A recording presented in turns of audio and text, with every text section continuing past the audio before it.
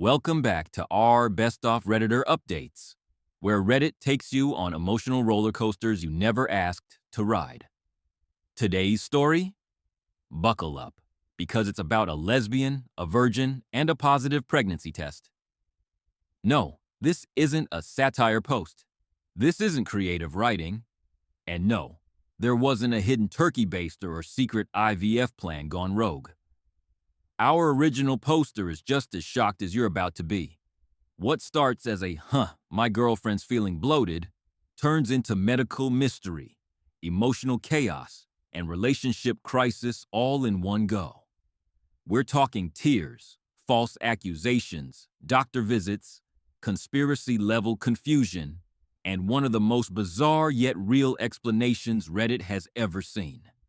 You're going to think you know where this is going. You don't.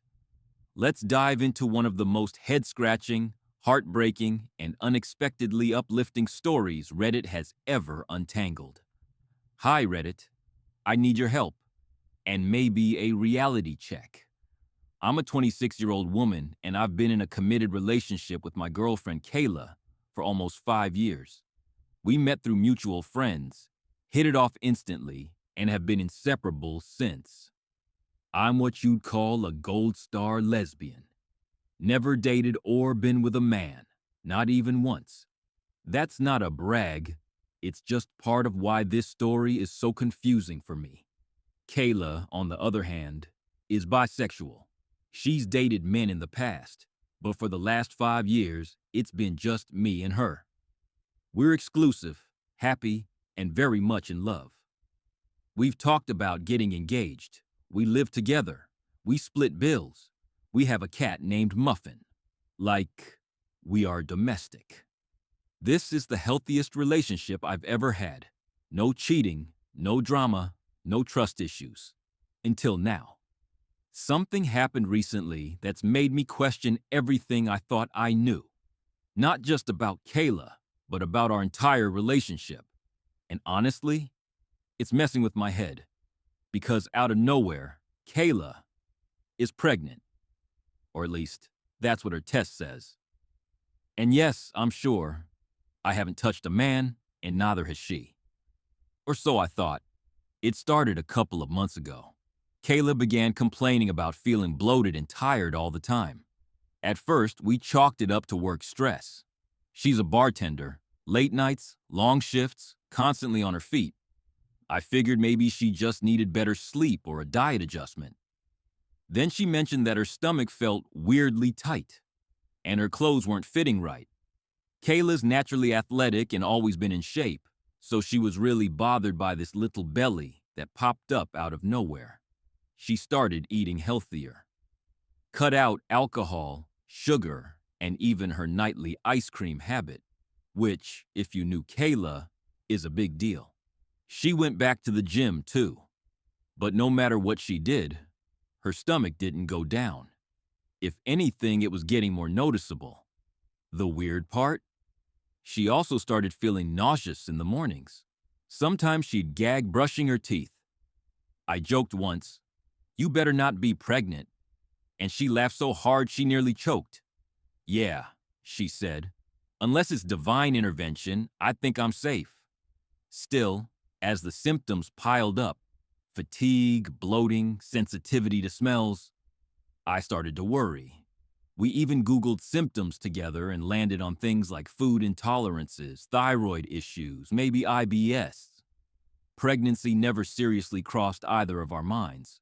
I mean, why would it? We hadn't been with any men. There were no donors, no medical procedures, not even a wild party where anything could have happened. It just didn't make sense. But deep down, I had a weird feeling something wasn't right.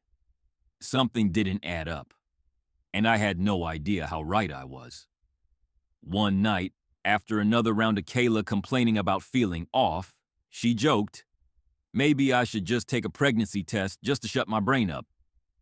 We both laughed, and I handed her one we had from a bachelorette gag gift years ago. Still sealed, still valid. She took it into the bathroom, still half laughing. Then silence. I waited. "Everything good?" I asked. Kayla opened the door, white as a sheet, holding the test out with trembling fingers. 2 lines, 2 lines. I laughed. Wait, seriously? But she didn't laugh back. She looked terrified. We both immediately convinced ourselves it had to be expired or faulty. We drove to CVS at 10 p.m. and bought 3 more. Different brands. Digital ones too. We took them all home. Kayla took them one by one. Positive, positive, pregnant. I swear the world stopped spinning. We sat on the edge of the bathtub in stunned silence, trying to piece together the impossible. No in vitro fertilization, no sperm donors, no threesomes, nothing. This wasn't just a maybe anymore. This was clear, digital, all caps pregnant. I remember asking, barely a whisper, "Kayla, how?" She shook her head. "I swear to you, I don't know." I didn't sleep that night. I lay in bed beside her, trying to make sense of the impossible. I wanted to believe her, I really did. But the math wasn't mathing. The next morning, I finally asked the question I'd been avoiding all night. "Did you cheat on me?" She froze. Her eyes welled up with tears and she said, "No. Number, I swear I didn't. I don't even know what's happening right now." And then she broke down crying. The deep body-shaking kind of sobs you don't fake. I wanted to hold her, but part of me pulled back.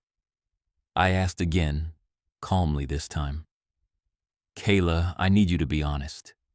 Was there any chance, maybe a night out, something happened and you forgot?"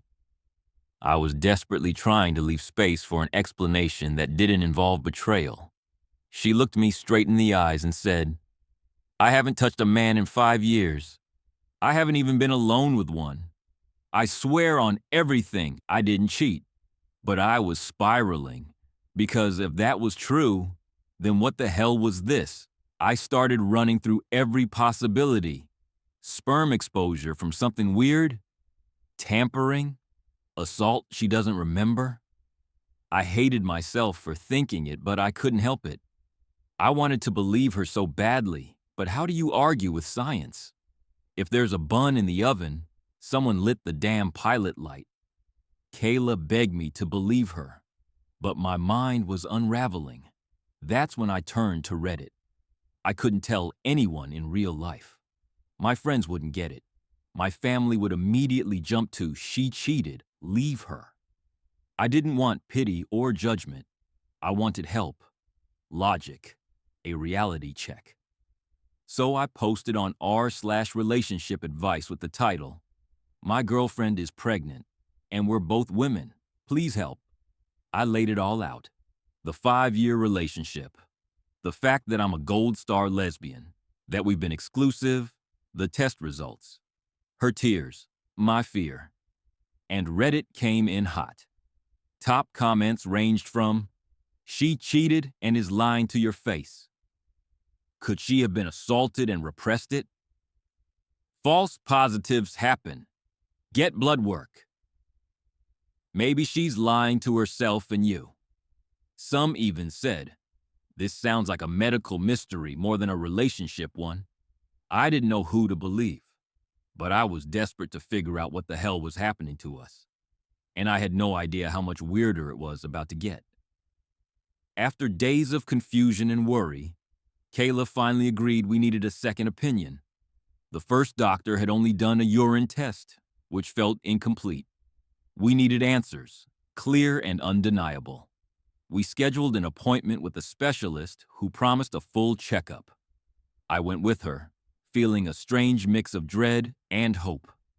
We sat nervously in the waiting room, the sterile smell of the clinic pressing down on us. The new doctor was calm but serious. He listened carefully as Kayla explained the symptoms: bloating, fatigue, nausea, and the positive pregnancy tests. He ordered an ultrasound right away. The technician was kind, chatting quietly to ease Kayla's nerves as the gel spread cool on her belly. We watched the screen together, waiting for the familiar flicker of a heartbeat. but nothing showed. The doctor looked at us with a steady gaze, saying softly, "I don't see a fetus here." My heart sank, but I forced myself to listen. Instead, there was a mass on her ovary, a solid lump, not a baby. I squeezed Kayla's hand, trying to mask my rising panic. The doctor explained that certain ovarian tumors can produce hormones, causing false pregnancy symptoms and even positive tests. The room felt surreal. How could this be real? The doctor ordered more tests to understand what this mass meant. Kayla and I left the clinic in silence, the weight of uncertainty crushing us. It was no longer a mystery of infidelity or miracle. It was something far more serious. I felt scared, but determined to be her rock, no matter what. We spent the next few days clinging to that hope. Maybe this was a mistake. But the specialist was clear. Kayla was not pregnant. The positive tests, the bloating, the missed periods, all explained by a hormone-producing ovarian tumor called a granulosa cell tumor. Apparently, these tumors can pump out hormones like estrogen and even HCG, the hormone pregnancy tests detect. That's why Kayla's body had been acting pregnant. The news hit us like a freight train. I felt numb. Kayla was quiet, staring at her hands like she was somewhere far away. One moment we were expecting a baby, our love symbolized in a tiny heartbeat, and the next we were staring down the possibility of cancer. The doctor reassured us that many ovarian tumors are benign or caught early, but we needed surgery to remove it and confirm. Kayla and I spent hours talking, crying, and trying to process the emotional whiplash. How do you mourn a pregnancy you never had? How do you prepare for a health battle neither of us expected? We clung to each other, promising to face it together, whatever came next. 2 weeks later, Kayla went in for laparoscopic surgery. We held hands as they wheeled her into the operating room. I was terrified but tried to stay calm for her. The surgeons removed the tumor successfully, and the initial pathology looked promising. It was benign. Still, benign didn't erase the fear. The experience had shaken us both to the core. During recovery, we talked endlessly, piecing together what this meant. Kayla's strange symptoms finally made sense, but the fear of what might have been or could come was heavy. She promised to stay on top of her health, to never ignore warning signs again. And I promised to be there, no matter what. Our plans for engagement, marriage, and maybe kids weren't forgotten, just paused. For now, we faced a new reality, a wild, terrifying chapter in a story we never expected to live. But together, we'd write it one day at a time. After the surgery, the emotional aftermath hit me hard. I couldn't stop replaying everything, the doubt I'd cast on Kayla's honesty, the harsh words I'd said when I first suspected something was wrong. Guilt weighed heavily on me. I had nearly destroyed what we built because I didn't trust her fully. Kayla, on the other hand, wrestled with a different kind of pain. Her body had betrayed her, tricking her into thinking she was pregnant. She felt violated, like a stranger in her own skin. The bloating, nausea, and fear weren't just physical. They had shaken her identity. For days, tension hung between us, thick and suffocating. Neither of us knew how to bridge the gap that had grown during those chaotic weeks. But slowly, through honest conversations and tears, healing began. We realized that this ordeal had tested us in ways we never imagined, but it also showed us how strong we could be together. Our love wasn't perfect, but it was real.